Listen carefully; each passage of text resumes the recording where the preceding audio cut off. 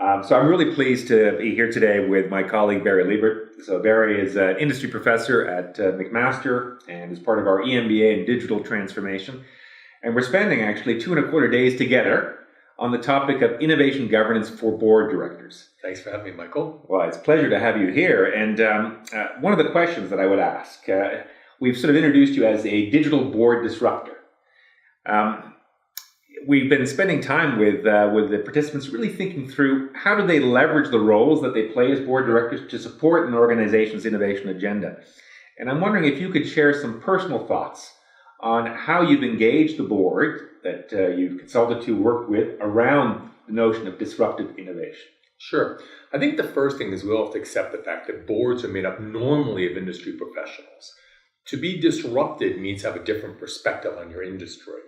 And so I think the first thing you have to be willing to do is accept, as much as you're willing to accept a chief digital officer or chief digital disruptive officer, you need to accept the fact that it's time for you to have a disruptive officer on the board as well. And that's a good place to begin.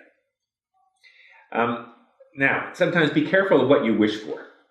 So many organizations realize they're in a disrupted space. Even in the academic environment, we realize we're in a very disrupted space. But then actually going from knowing to doing, and bringing someone such as yourself to the board, how open have you found your fellow directors who may not have your technology background to some of the insights that you bring to the board table? So the first instance is not. And the reason why, there basically is large organ rejection to anything that's changed, right? Most of the organizations you and I know, whether it be educational or aerospace or automotive, the incumbencies have great business models and the economy is going pretty well, at least for now. So although there's disruption in all industries, currently the economics of most industries are pretty good. That doesn't suggest they're not aware of the fact they have to do something different. But that doesn't mean they want it in their backyard, which means in their board meetings, in their board discussions, on their board governance. So I found it to be fairly difficult. I think they have found it to be more difficult having me in their board meetings than I have found it being in their board meetings. Well, actually, to build on that conversation, I know you've talked a lot about understanding the mental models of your fellow board directors. Yes. And it's probably still true to say that despite lots of effort and progress, boards tend to still be narrowly defined in terms of diversity, I'll put it that way. So maybe reflective of the two of us to a certain extent. So how do you actually tap into those mental models to get people to nudge people's behavior and think differently? So I start with a very simple thesis, which is that all of us talk about the value of humans, whether it be customers, investors, employees, or partners. But when we really get down to it, all we ever do is measure and manage things like products or services or utilization or capacity. And so for me to remind boards that the reason we're on this world and this planet is to basically serve another human being. Once we get there, I don't just mean from a customer service perspective, but to know the customer, to know the employee, to know the partner, to know the investor, means for the first time we can begin to measure and report something different. So like we just had a case study you and I just did on a particular airlines. Mm-hmm. And that particular airline talks about the amount of air miles traveled or the amount of segments moved. But they didn't talk about how many customers they have or how much they know about their customers. Mm-hmm. And that's the beginning of a journey to beginning to think about how do I think about my business model differently.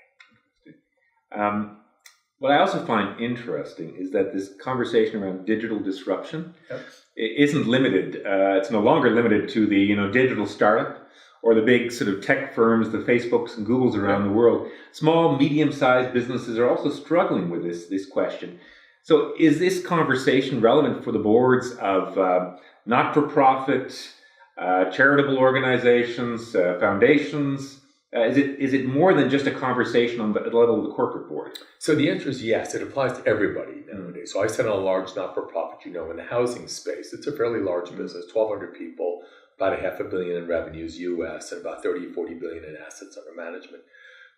We didn't think of, because we're a successful not-for-profit, we did not see digital as an agenda item. The only reason I joined the board is because they wanted me to assess their chief digital officer. He happens to be a very capable person, and their team, which is now 100 people, which is about 1/12 of the total employment of the organization, was quite good. What was not good, which the CEO and chairman didn't like me telling them, was that the board's understanding of what he did was not good. Not that he was not good, is that they were not good in the digital agenda.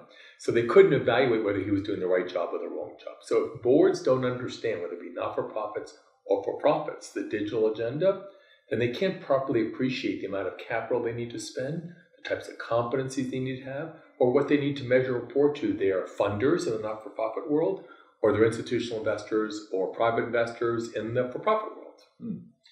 Now, it doesn't necessarily mean that boards have to be technology experts. It does mean that boards need to know how to ask questions, the right questions, critical questions, to probe and to stress test. What advice would you give to board directors? What are a few questions that you think would be critical to add to their list of sort of questions they should be probing against? Well, the good question I'm going to begin is, we have an audit committee. Let's assume most boards that they do have an audit committee, and they have a comp committee. Those are two boards that you see regularly. Mm-hmm.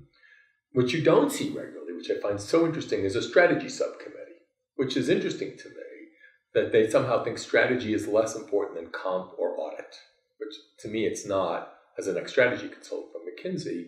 And secondly, that digital isn't on that agenda either. So I would ask a simple question.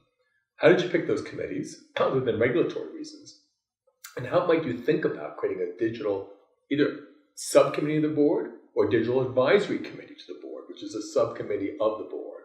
So that you begin to at least have regular dialogues about what is digital going to do to my business, or has it done to my business, in ways I've not yet thought about because it's not in my mainstream of thinking about. So that's a nice, easy beginning.